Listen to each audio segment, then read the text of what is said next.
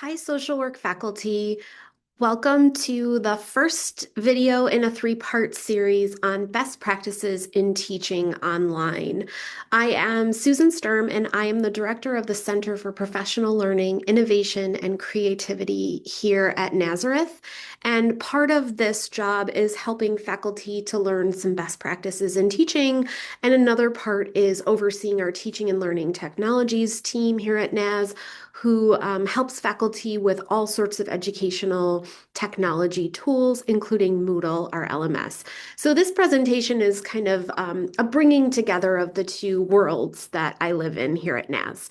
So I'm excited to get started and walk you through some ideas and tips and tricks that I have. The first video is going to hit goal number one here, which is getting to know your students. And then the second and third videos will follow this on building community in an online class and then leveraging the technology that we have at Nazareth. So to start off, let's talk about getting to know your students. How do you build connections early on in the semester? And we're talking here about like before the semester starts, week one, day one of class, maybe even into the second week of class. Those early days with your students, how do you get to know them well and build those really important connections? So I want to start off by sharing some research on relationships in the college classroom. And the question is, which relationship do you think was found to be the most important in the research that's cited there? The learner to the learner, so each other, the learner to the content, that's what the students are learning, or the learner to the instructor. If you said learner to instructor, you were right. So the focus groups that were interviewed and surveyed in this study said that interpersonal relationships with the instructors that they had was a key platform from which that sense of connection was formed, which then influenced a sense of belonging and community among the students in that class.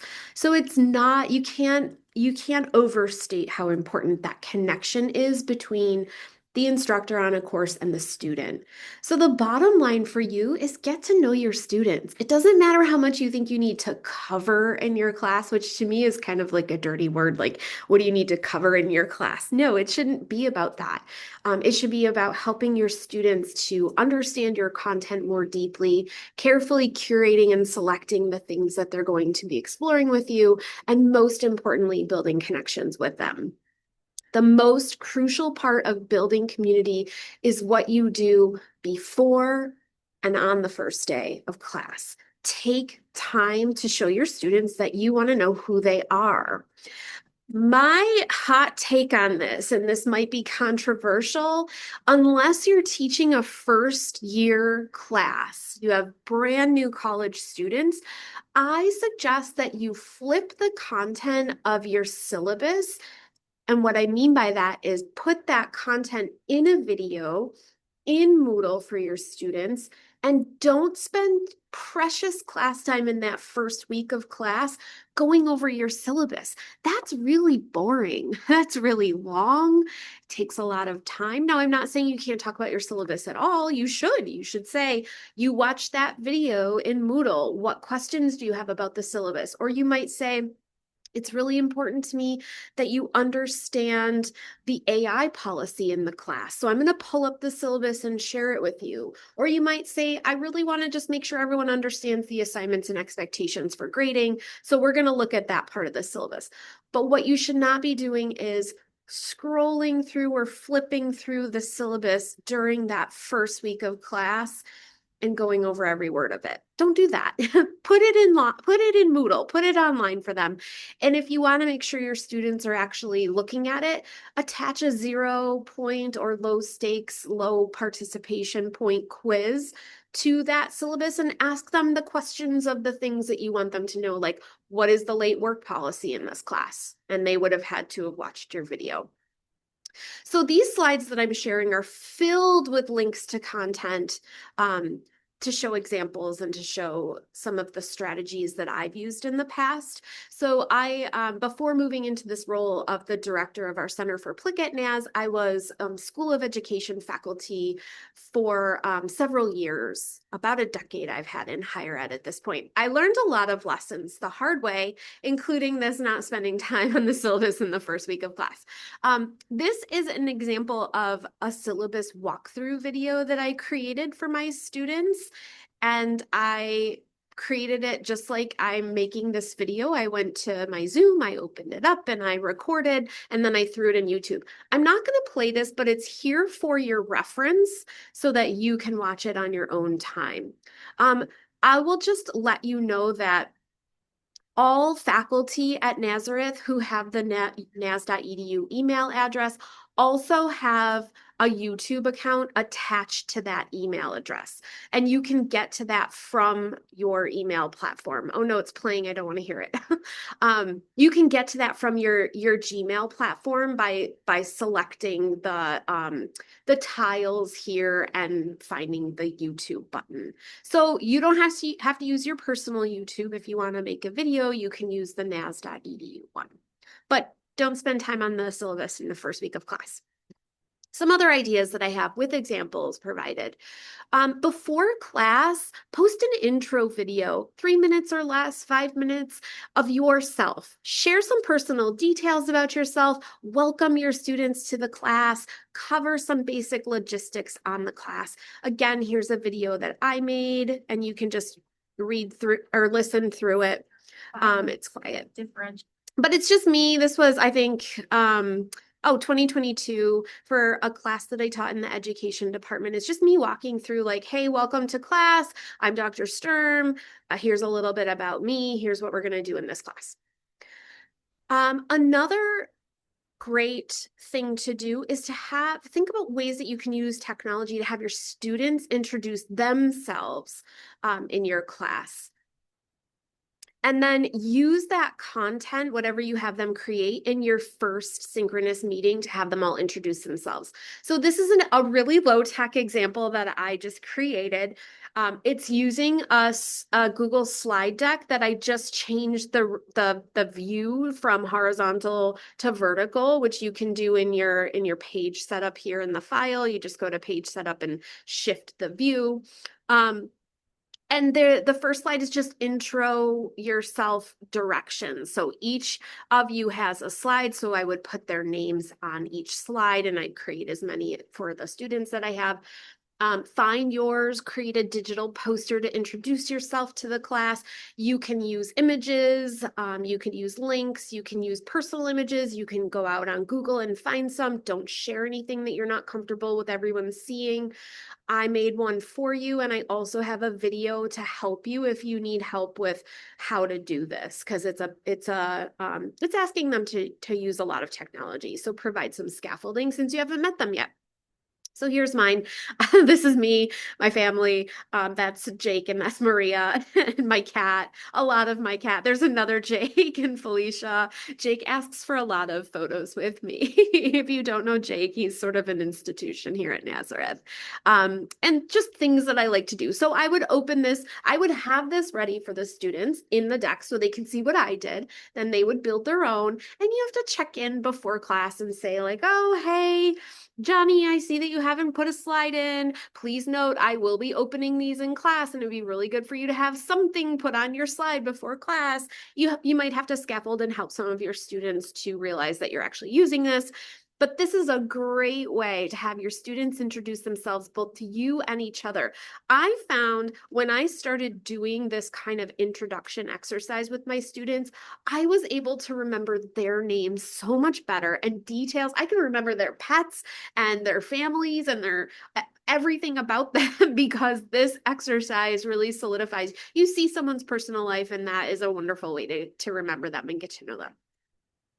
It also helped me to remember their names a lot better and build that community in that space very early on. So they come to the first class with those slides done, and we whip through them in class. I tell everybody you've got like 2 minutes to explain yourself to the class.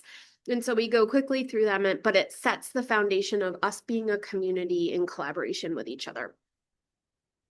Another good idea as bell work on day one. So bell work is like that time right before the class starts when people are kind of in, and usually on the first day of class they come a little bit early, so you've got some time, that like awkward time beforehand where you haven't really met each other yet, and you're maybe having conversation with students. Maybe they're feeling a little nervous about your class. Give them something called bell work, and that's like right before your class starts. And for this example, it's just a Google survey where you're getting to know them, their goals, their needs. I called this a student inventory because that was the first assignment that the students were doing in the class, but it's really just a survey, an interest survey. And it was just like, take the survey so I can learn more about you as a learner. How are you feeling about grad school? What motivates you? What's one thing that I should know about you as a learner? What's the best way for me to get information to you? What's your life like outside of grad school? And I would tell my students, like, only do the ones that you feel super comfortable doing. You don't have to share everything personal if you don't want to. But this allowed me to get to know their needs really quickly, and it also showed them that I care. I want to know about you as a learner as you're starting this learning journey with me in this class. So those are some week one slash before week one activities that I think you could try to really build that community in your class. Some other ideas that I have are sharing behavioral expectations. So this is part of the universal design for learning. So when we have students who have special learning needs, we're really good at saying to them like, oh, that's not a behavior that you should be doing right now. Like, we recognize that they have learning differences and we've got to be super clear for them. This is great for everybody in grad school and in undergrad. Tell them how you'd like them to engage. How do you want them to be using the Zoom tools? Like, you've got to have your cameras on for this, and give the rationale, because it's important to me that we build community, and we do that by knowing what our faces look like and seeing a face with a name. And also, research has shown that human beings cannot actually multitask. So if your camera is off, it's kind of telling me that you're doing something else, and that means you're not paying attention to this class. So just share, if you're going to set a behavioral expectation, just share with them right up front why, and tell them how you want them to behave. The second one is probably familiar to y'all in social work, and it sets some community agreements. Have your students help figure out how everybody's going to be in that class. Make sure everybody agrees, refer to your agreements throughout class, create a plan for what you're going to do when somebody breaks one of your agreements, post them to your Moodle course so everyone can see them at all times. And these can be simple things like, I won't share what other people share with me in our class. Like, what happens in our class stays in our class. It can be more specific to your actual context of your class. It can be, I will show up and contribute every week in a meaningful way. But it really works best when your students help you develop those agreements. And that just like sets the stage for how you're all going to be in that class. The next one is have some sort of interactive activity on day one. Even if you're just putting them into breakout rooms and they've got to find one thing in common or share something that they learned about someone else, that's great. Have them getting into a breakout room and chatting with their classmates to build those connections super early on. More advanced, ask them to be ready to teach a 1-minute lesson to someone else on something personal to them. Like, if they're good at this, how to fold a paper crane. That would be something that you would set up beforehand so that they're ready to go when you start that class. But have some sort of interactive, engaging activity in that first class so you're not just talking at them for the whole session.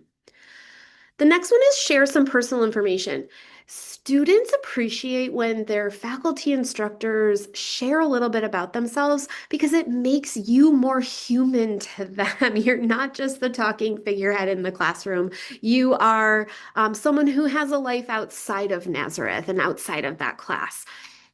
Along with this, make sure you're including important information on how they should communicate with you, your expectations for email example. Please use Dr. Stern. That's my preferred greeting in an email. Make sure you don't just start your email with, hey, that's not professional. My preference is, and tell them what your preference is. Tell them what they should call you. Sometimes faculty forget and just start teaching the class, but you should start with, "Hello, my name is Dr. Susan Sturm. Please call me Dr. Sturm." Blah, blah, blah. Sometimes we forget to do that, and then students are left wondering what to call us, and then sometimes they just never call us. So make sure you're very clear on what they should call you. Um, Talk about your office hours. How are you going to hold your office hours? What does it look like to sign up for office hours with you? I'm linking to the TLT page for setting up appointments in Google Calendar. This is a really nice way if you're teaching fully online to have your office hours in a virtual setting. And Calendar has this really great function where you can click create an appointment schedule, and then you can set up how long your appointments will be, the days of the week, and the times that you will have your appointments. And then you can share your calendar with the students so that they can sign up for whenever. And that way you're not going back and forth sending multiple emails trying to find a time. It sends them a nice reminder. You can even put the location preference that you have in a description of the services that you provide during your office hours. So I highly recommend if you're teaching fully online to use the virtual office hour tool with Google Calendar. The last thing, and it's all caps, I'm sorry for yelling at you, but I want to make it so clear that in that first week of class, you should not plan to teach a ton of content. If you have to, if you have one of those packed classes, that literacy assessment class that I always taught in the School of Education was packed. I didn't have a single moment of time to lose. Ever in terms of the content. So what I would do is flip that content. And anytime I'm saying flipping, I mean put the lecture videos in videos and put them in Moodle. Put the readings that you want your students to be doing into Moodle so that when they come to class, you can really focus on community building and building rapport with your students, especially in that first week. So highly recommend that you plan very little content. In fact, if you are having content in the first night of class or day of class, it should be having your students reflect on like the objectives of your class, how they're feeling about it, their perceptions of the topic, things like that. So you're still staying in that realm of like building community and getting to know each other with a little bit of content on the side. So that's the end of this first part. These were my ideas for building community really early on in your class. And the next workshop is going to be continuing to build that community beyond week 1.